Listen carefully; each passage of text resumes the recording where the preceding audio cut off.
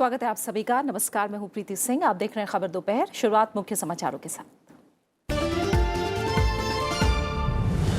कर्नाटक में गहराया सियासी संकट। कांग्रेस विधायकों से नाराज मुख्यमंत्री एचडी कुमारस्वामी ने दी पद छोड़ने की धमकी। कहा, सिद्धरामैया समर्थक विधायकों को नियंत्रण में रखे कांग्रेस। बीजेपी ने कहा, लोगों का ध्यान भटकाने के लिए कांग्रेस ने बीजेपी पर लगाया था सरकार को अस्थिर करने का आरोप।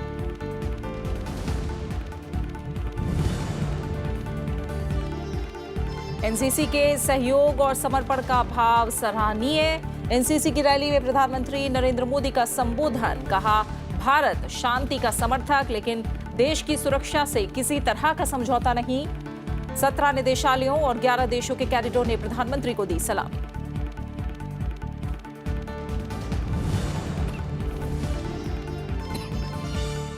संसद के बजट सत्र से पहले राज्यसभा के सभापति ने 31 जनवरी की सुबह बुलाई फ्लोर लीडर्स की बैठक।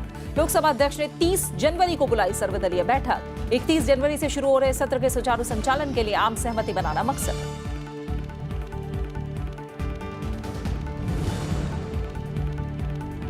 सार्वजनिक क्षेत्र के बैंकों के मुख्य कार्यकारी अधिकारियों के साथ वित्त मंत्री पीयूष गोयल की बैठक जारी। बैंकिंग क्षेत्र समीक्षा और वित्तीय स्थिति में सुधार के उपायों पर होगी चर्चा। अंतरिम बजट से केवल 3 दिन पहले हो रही बैठक काफी अहम।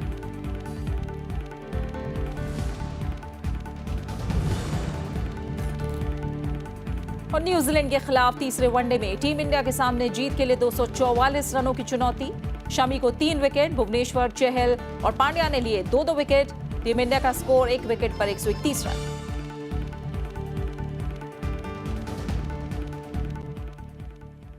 कर्नाटक में जेडीएस कांग्रेस गठबंधन सरकार का संकट और गहरा गया है। मुख्यमंत्री एचडी कुमारस्वामी ने कांग्रेस विधायकों की ओर से जारी बयानबाजी से नाराज होकर पद छोड़ने की धमकी दी है। उन्होंने कांग्रेस नेतृत्व से कहा है कि वो सिद्धरामैया समर्थक कांग्रेस विधायकों को नियंत्रण में रखें। उन्होंने कहा कि कांग्रेस विधायक अपनी सीमा लांघ रहे हैं और कांग्रेस नेता उन पर लगाम लगाएं। कुमारस्वामी का बयान ऐसे समय पर आया है जब सिद्धरामैया समर्थक विधायकों ने सिद्धरामैया को अपना मुख्यमंत्री बताया था।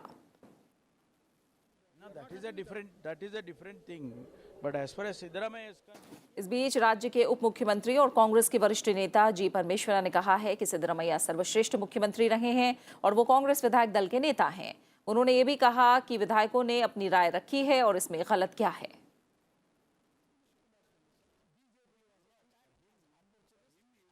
बीजेपी नेता एस प्रकाश ने कहा कि बीजेपी लगातार कह रही है कि एक अवसरवादी गठबंधन है, लेकिन लोगों का ध्यान भटकाने के लिए बिना किसी कारण बीजेपी पर राज्य की सरकार को अस्थिर करने के आरोप लगाए गए, जबकि अब यह साफ हो गया है कि कांग्रेस राज्य की एचडी कुमारस्वामी सरकार को अस्थिर करने में लगी हुई है। Congress leaders, they have to watch all those issues. That is left to them. That is not my reaction has to be taken by me. You ask Congress leaders. I am not concerned person for those things. Same thing if they want to continue. I am ready to step down. Congress leaders must think about all these things to control them. Yes, they are crossing the line. It will not going to affect on me. It will going to affect on Congress leaders only. So will there Congress leaders, they must control their MLAs. Frequently, if they in the open meetings, if they react like this, that is left to them only. Mr. S.T. Somshekhar and yes. Still our CM is Siddaramaiah. See, naturally, because he is our CLP leader. But as far as Siddaramaiah is concerned, yes, he is our leader. He is a CLP leader in our party. He has done well for the last 5 years. Nobody can dispute that. It has clearly exposed the dissension between the Congress and the JDS coalition government in the state. The BJP is repeatedly saying this is an opportunistic alliance. They have come together only to grab power and the money in the governance. But BJP was attacked as opportunist and they are destabilizing this government. today's statement by Kumaraswamy clearly exposes it is the Congress party which is destabilizing the Kumaraswamy-led government in Karnataka. Unnecessarily, to divert the attention, BJP is being targeted. If Kumaraswamy means what he has said it, he should quit immediately instead of bowing before the Congress MLA's demands and their uncharitable remarks against him. Haryana में जींद विधानसभा seat पर उपचुनाव के लिए मतदान जारी है। मतदान शाम 5 बजे तक चलेगा। मतदान को लेकर लोगों में उत्साह देखने को मिल रहा है। कुल 21 उम्मीदवार मैदान में हैं। प्रमुख उम्मीदवारों में बीजेपी के कृष्ण मिधा, कांग्रेस के रणदीप सिंह सुरजेवाला और इंडियन नेशनल लोकदल के उमेद सिंह रेधु शामिल हैं। सुचारू और शांतिपूर्ण मतदान के लिए करीब 3000 पुलिसकर्मियों की तैनाती की गई है। वोटों की गिनती 31 जनवरी को होगी। पिछले साल अगस्त में इंडियन नेशनल लोकदल के विधायक हरिचंद मिधा के निधन के बाद चुनाव कराया जा रहा है।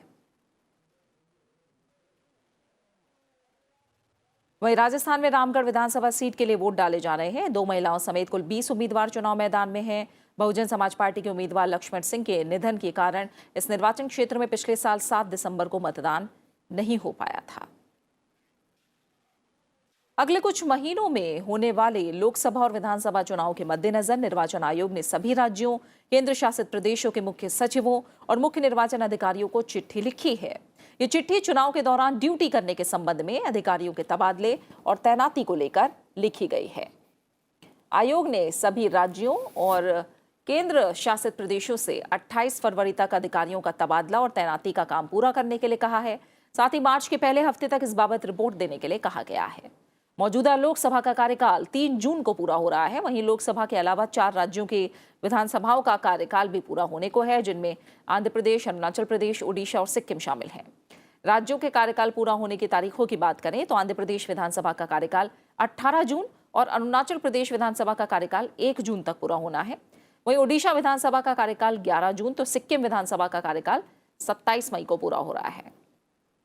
चुनाव आयोग की नीतियों के तहत जिन जिलों में वोटिंग होनी है वहां उन अधिकारियों की तैनाती नहीं की जाती जो वहां के स्थानीय निवासी हो या फिर उन्होंने वोटिंग वाले इलाके में 3 साल का कार्यकाल पूरा कर लिया हो।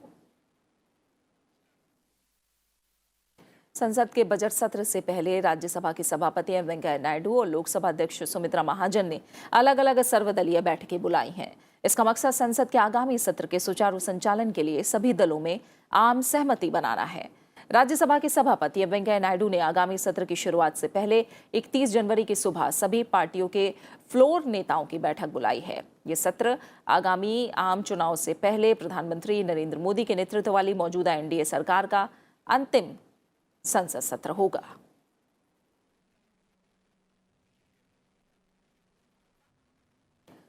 वहीं लोकसभा अध्यक्ष सुमित्रा महाजन ने संसद के बजट सत्र से पहले 30 जनवरी को सर्वदलीय बैठक बुलाई है। उन्होंने लोकसभा की कार्यवाही सुचारू रूप से चलाने के लिए विभिन्न राजनीतिक दलों के सहयोग के सिलसिले में ये बैठक बुलाई है। बजट सत्र 31 जनवरी को दोनों सदनों की संयुक्त बैठक में राष्ट्रपति रामनाथ कोविंद के अभिभाषण से शुरू होगा। अंतरिम बजट 1 फरवरी को पेश किया जाएगा। सत्र 13 फरवरी तक चलेगा।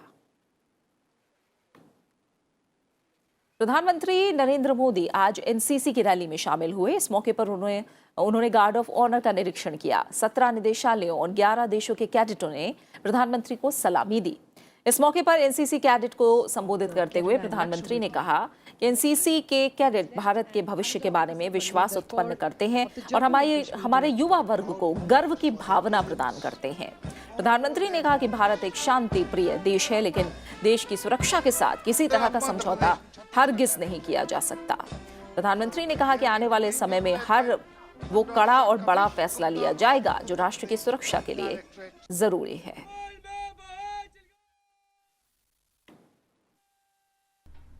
पहले राजपथ पर और आज यहां पर आपके चेहरे की चमक और आपके अनुशासन की झलकियां मैंने और उन झलकियों में मुझे नए भारत का कदम ताल दिखता है।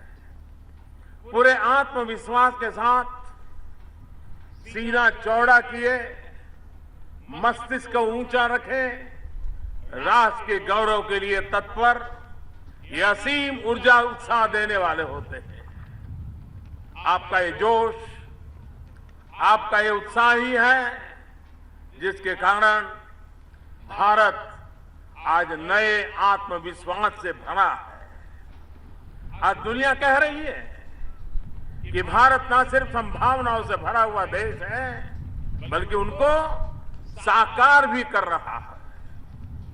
साथियों, देश की अर्थव्यवस्था हो या फिर दुश्मन से निपटने का हमारा सामर्थ्य, हर स्तर पर हमारी क्षमताओं का विस्तार हुआ है। हमारी सेना ने ये स्पष्ट संदेश दिया है कि हम छेड़ते नहीं हैं, लेकिन किसी ने अगर छेड़ा तो हम उसे छोड़ते भी नहीं। इस मौके पर प्रधानमंत्री ने एनसीसी कैडेटों को सम्मानित किया। रक्षा मंत्री निर्मला सीतारमण और रक्षा राज्य मंत्री सुभाष भामरे समेत तीनों सेनाओं के अनेक वरिष्ठ अधिकारियों ने इस कार्यक्रम में शिरकत की। जोरदार तालियों से अभिनंदन कर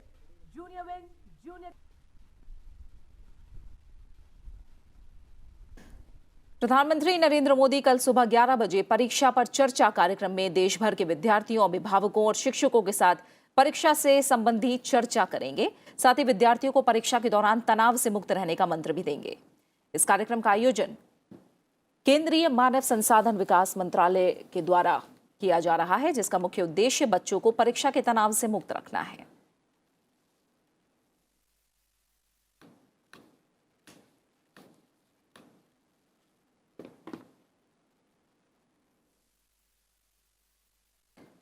प्रधानमंत्री नरेंद्र मोदी ने कहा है कि कांग्रेस और वाम दलों में चुनाव आयोग सहित किसी भी संस्था के प्रति कोई आदर सम्मान नहीं है।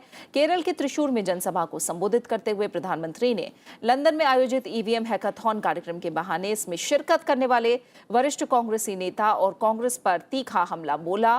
उन्होंने कहा कि जो लोग भी विदेशी सरजमी पर भारत की जनता के दिए गए जनादेश को नीचा दिखाने की ये का बयान दिया गया है, उन्हें देश की जनता अब जवाब देगी। उन्होंने कहा कि विपक्षी दलों के लिए सभी संस्थाएं, चाहे वो सशस्त्र बल, पुलिस, सीबीआई या फिर कैग हो, सभी गलत हैं और सिर्फ वो ही सही हैं। प्रधानमंत्री ने विपक्षी दलों से आग्रह किया कि वो देश की प्रगति में रोड़े ना अटकाएं और ना ही जनता को गुमराह करें। What is even more worrying is that the entire opposition, be it the Congress or the Communists, have zero regard for any institutions. For them, every institution, the armed forces, the police, the CBI, the CAG, everyone is wrong, but they are right. They are also questioning the Election Commission. The entire nation was amused to see a press conference in London where on foreign soil India's democratic ethos was questioned. And who was spotted in that press conference? A topmost Congress leader. Is this your respect of our institutions and our democracy? Is this what our politics has come to that now? You will even go on foreign soil to undermine the mandate of the people of India? Congress will have to answer the people of India on these issues. Sabarimala मुद्दे का जिक्र करते हुए प्रधानमंत्री ने कहा कि केरल के सांस्कृतिक ताने बाने पर हमला किया जा रहा है। उन्होंने कहा कि सत्तारूढ़ एलडीएफ सरकार राज्य की सांस्कृतिक विरासत को कमजोर कर रही है।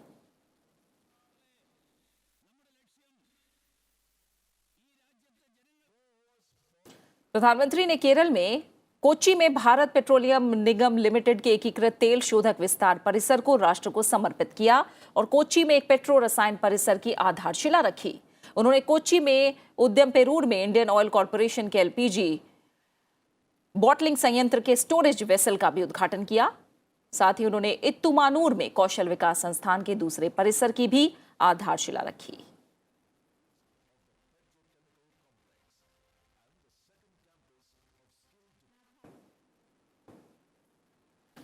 इससे पहले प्रधानमंत्री नरेंद्र मोदी ने तमिलनाडु में मदुरई में अखिल भारतीय आयुर्विज्ञान संस्थान एम्स की आधारशिला रखी। उन्होंने मदुरई के राजाजी मेडिकल कॉलेज के सुपर स्पेशलिटी ब्लॉकों का उद्घाटन किया और तंजावुर और तिरुनेलवेली मेडिकल कॉलेजों का वीडियो कॉन्फ्रेंसिंग के जरिए शिलान्यास भी किया। प्रधानमंत्री ने 12 डाकघर पासपोर्ट सेवा केंद्र भी राष्ट्र को समर्पित किए। उन्होंने कहा कि एनडीए सरकार स्वास्थ्य क्षेत्र को उच्च प्राथमिकता दे रही है ताकि हर व्यक्ति स्वस्थ रहे और उन्हें किफायती इलाज मिले। उन्होंने ये भी कहा कि आयुष्मान भारत योजना की शुरुआत इस दिशा में एक बड़ा कदम है। मदुरई में जनसभा को संबोधित करते हुए उन्होंने कहा कि भ्रष्टाचार और भाई भतीजावाद पर नकेल कसने के सरकार के प्रयासों का मुकाबला करने के लिए विपक्ष महागठबंधन बना रहा है। प्रधानमंत्री ने भ्रष्टाचार से निपटने के लिए सरकार का संकल्प दोहराया। The union government's efforts against corruption has created a star from Chennai to Delhi. All those who were used to making deals in government contract, defense deals and welfare schemes are now facing the music.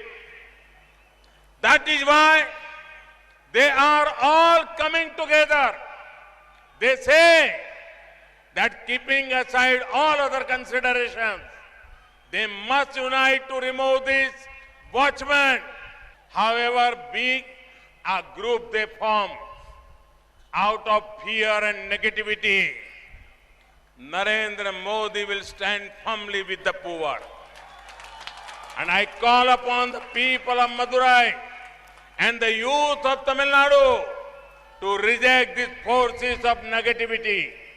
I congratulate you all once again for the new All India Institute of Medical Sciences. केंद्रीय वित्त मंत्री पीयूष गोयल आज दिल्ली में सार्वजनिक क्षेत्र के बैंकों के मुख्य कार्यकारी अधिकारियों के साथ बैठक कर रहे हैं। बैठक के दौरान बैंकिंग क्षेत्र समीक्षा और उनकी वित्तीय स्थिति में सुधार के उपायों पर बातचीत होगी। बजट से केवल 3 दिन पहले हो रही इस बैठक को काफी महत्वपूर्ण माना जा रहा है।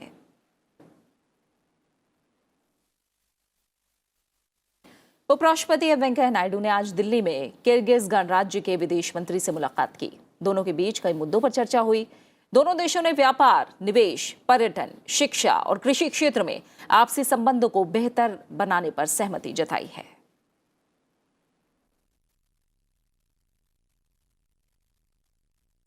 उपराष्ट्रपति एम वेंकैया नायडू ने आज देश के विभिन्न हिस्सों से आए एनएसएस स्वयंसेवकों से मुलाकात की। उपराष्ट्रपति ने छात्रों को एनएसएस में शामिल होने के लिए बधाई दी और इतनी कम उम्र में सामुदायिक सेवा के लिए उनके काम की सराहना की। उपराष्ट्रपति ने खुशी जताई है कि एनएसएस के स्वयंसेवक स्वच्छ भारत जैसे कार्यक्रमों में सक्रिय रूप से हिस्सा ले रहे हैं और बाढ़ जैसी प्राकृतिक आपदाओं के समय वो लोगों को राहत सामग्री उपलब्ध कराने में महत्वपूर्ण भूमिका निभाते हैं।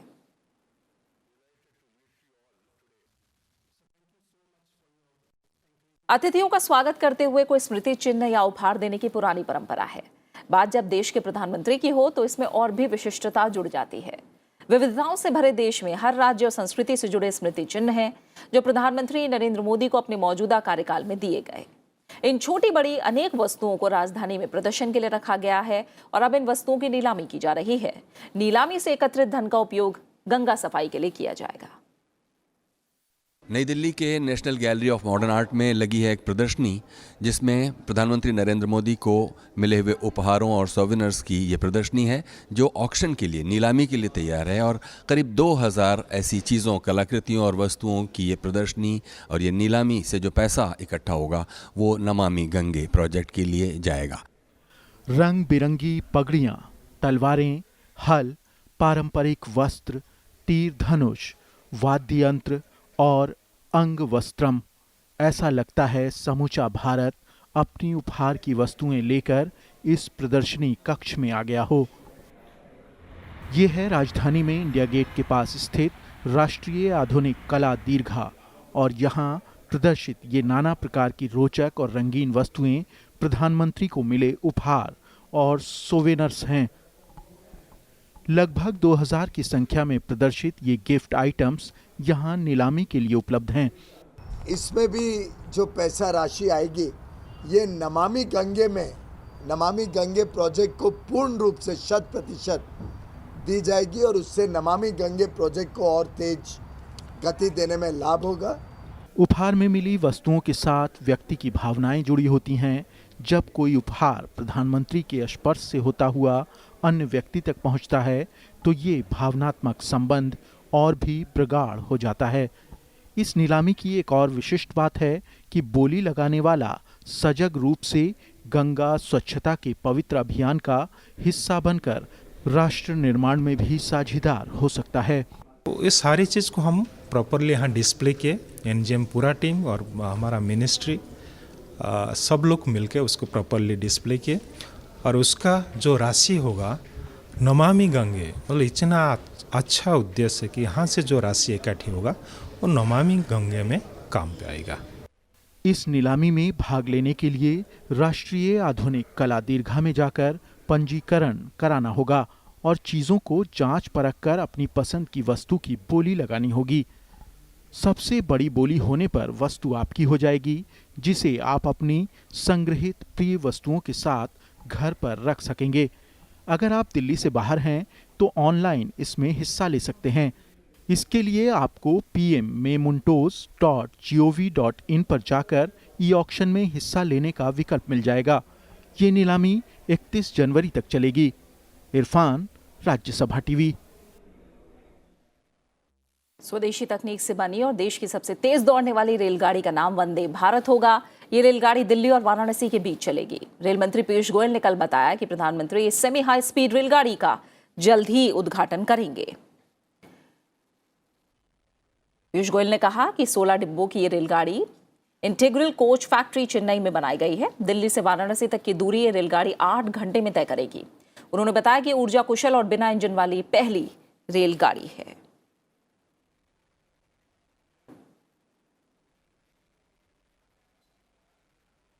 चंडीगढ़ विश्वविद्यालय में 5 दिवसीय 9वें विज्ञान फिल्म महोत्सव का आगाज हो गया है। इसमें कई जानी मानी फिल्मी हस्ती और वैज्ञानिक भाग ले रहे हैं। इस महोत्सव का मकसद विज्ञान पर आधारित फिल्मों के जरिए समाज में जागरूकता लाना है। चंडीगढ़ में 9वें विज्ञान फिल्म महोत्सव के उद्घाटन समारोह में कई फिल्म निर्माता और वैज्ञानिकों ने फिल्म निर्माण के नवोदित छात्रों के साथ बातचीत की। साथ ही उन्होंने अपने अनुभव साझा किए। चंडीगढ़ विश्वविद्यालय और दुनिया भर के कई युवा फिल्म निर्माता इस राष्ट्रीय विज्ञान फिल्म समारोह में अपनी फिल्मों का प्रदर्शन कर रहे हैं। नवे साइंस फिल्म फेस्टिवल तक पहुंचे हैं, ये अपने आप में एक बहुत बड़ी उपलब्धि है और आगे भी जाएंगे ऐसा विचार है। और विचार ही नहीं, ऐसा पूरा हमारा कार्यक्रम है, चाहे उसे आप टैक्टिकल कहिए चाहे स्ट्रैटेजिक कहिए, आगे कई आने वाले वर्षों में इसको लेके जाएंगे। Somehow even in this country making science films is in its very nascent stage. This is just the 9th year of our science film festival. But I think opportunities are immense. Technology is getting digital. There is animation. There is special effects. There are so many things happening. These are very exciting opportunities. इस मौके पर मशहूर फिल्मकार पहलाज निहलानी ने कहा कि हर किसी की अपनी कहानी होती है। फिल्मों के जरिए उस कहानी को ऐसे मंच पर लाया जाना चाहिए। इसे लोगों के साथ साझा कर जागरूकता फैलाने में छात्रों की अहम भूमिका हो सकती है। हर इंसान के अंदर एक सपना है, फिल्म के माध्यम से अपने विचार रखे, अपनी जो है नेबर में बाजू में क्या हो रहा है वो दिखाए और लोग इवन ह्यूमन तो छोड़िए, मुझे लगता है एनिमल हो या ह्यूमन हो, सारी चीजें फंक्शनिंग सेम है, हर ऑर्गन सेम है, हर चीज सेम है, तो उसके भी इमोशंस जो है ना आप कैप्चर करें। डॉक्यूमेंट्री फिल्म मेकिंग की एक खासियत होती है कि आप खुद नहीं समझते हैं चीज, दूसरों को कैसे समझाएंगे। तो इसलिए पहले तो साइंस को समझना है और वो कोई आपको समझाए, वो आप रिसर्च करें, सुने, ध्यान दें और फिर जब आप फिल्म बनाएंगे तो आप ये सोचें कि जो आप फिल्म बना रहे हैं वो एक छोटी सी 8 साल की लड़की के लिए बना रहे हैं और अगर उसको समझ में आ जाए तो पूरी दुनिया को समझ में आएगा। 5 दिवसीय कार्यक्रम में कुल 93 फिल्मों की स्क्रीनिंग की जाएगी, जिनमें से 77 भारत की हैं और 16 विदेशी हैं। इस राष्ट्रीय विज्ञान फिल्म महोत्सव में कई जानी मानी फिल्मी हस्तियां शामिल हुई, जिसमें किसी ने फिल्मों के जरिए विज्ञान को सरल भाषा में पेश करने की बात कही तो किसी ने इसको जन आंदोलन बनाने पर जोर दिया। कैमरा पर्सन राज ठाकुर और दिलीप मेती के साथ अरुणा ठाकुर, राज्यसभा टीवी। भारत और पाकिस्तान के बीच सिंधु नदी समझौते के तहत पाकिस्तान के सिंधु नदी आयुक्त सैयद मेहर अली शाह आज चिनाब नदी पर भारत की तरफ बन रहे जल विद्युत परियोजनाओं का निरीक्षण करेंगे। भारत ने पाकिस्तानी टीम को इसके लिए आमंत्रित किया था। सिंधु नदी समझौते में यह प्रावधान है कि अगर दोनों देशों में कोई नदी पर कोई परियोजना लगवा रहा है और अगर दूसरे देश को आपत्ति हो तो उसे निरीक्षण करने की इजाजत दी जाएगी। संतुष्ट नहीं होने पर संबंधित देश बाद में विश्व बैंक में इस मामले को उठा सकता है। विश्व बैंक भारत पाकिस्तान के सिंधु नदी समझौते का मध्यस्थ है।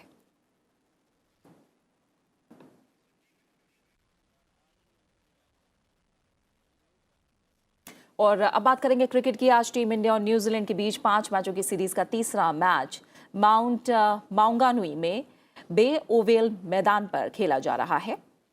244 रनों के लक्ष्य का पीछा करने उतरी टीम इंडिया ने 3 विकेट के नुकसान पर 170 रन बना लिए हैं। इससे पहले न्यूजीलैंड के कप्तान केन विलियमसन ने टॉस जीतकर पहले बल्लेबाजी करने का फैसला किया। न्यूजीलैंड की टीम 243 रनों पर ऑल आउट हो गई।